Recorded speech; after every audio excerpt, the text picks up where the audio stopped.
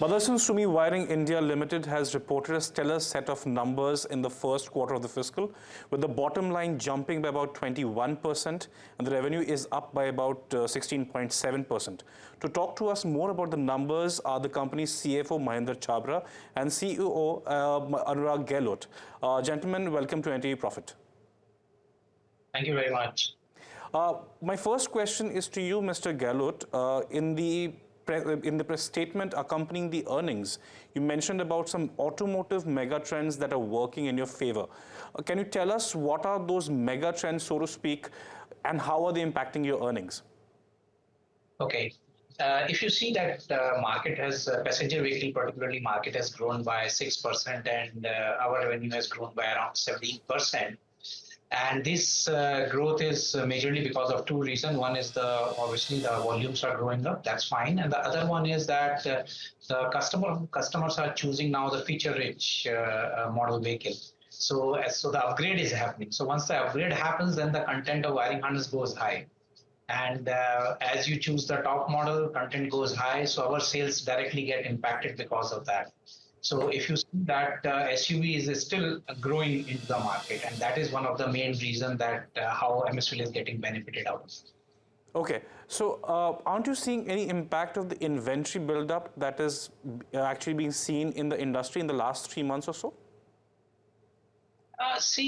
We have to see it, the past of how the vehicles are selling or how the market remains. I think traditionally Q1 remains a little weaker side if you see in the past. And then as you know that, all the customers are heavily investing into the capacities.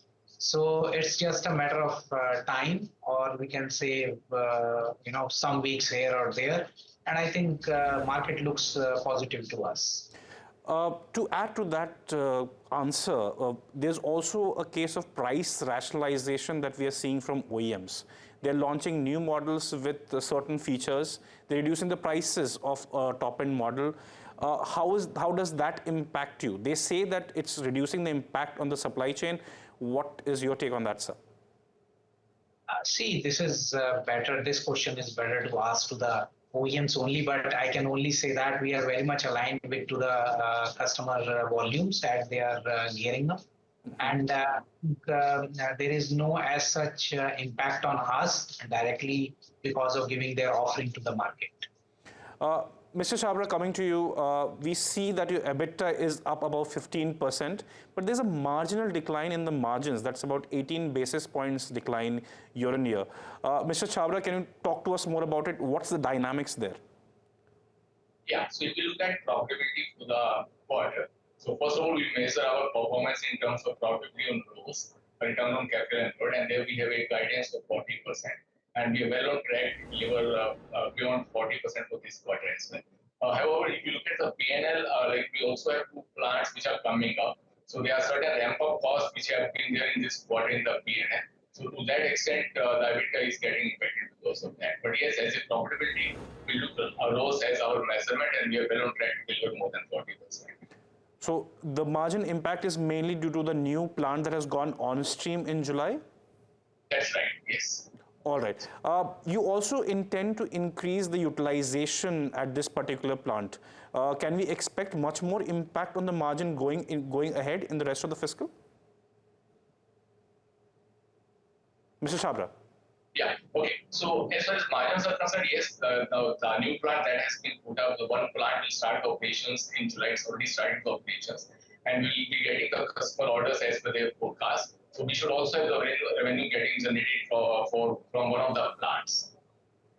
Okay. Coming back to you, Mr. Gahlot, most car makers are in expansion mode. They want to increase the capacity substantially between now and the end of the decade in 2030. Electrification is coming in, premiumization is coming in. So where do you where do you fit in, and what are your targets accordingly?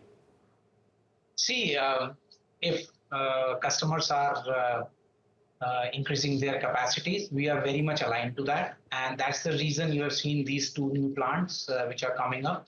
And there are furthermore plants which will be coming up. So we are very much aligned to these customer requirements. Obviously, this is a spread of next 6 to 7 years when these what targets or what volumes they are predicting that they are to achieve. And we are also budgeting ourselves and we are aligning them ourselves according to these increasing capacities in the different location. So, As on today, we are 28 plants and they are very near to the customer vicinity. Obviously, that gives a lot of confidence to the customer also. And communication remains very good. So our all plans are wherever the customers are going, we are just following them.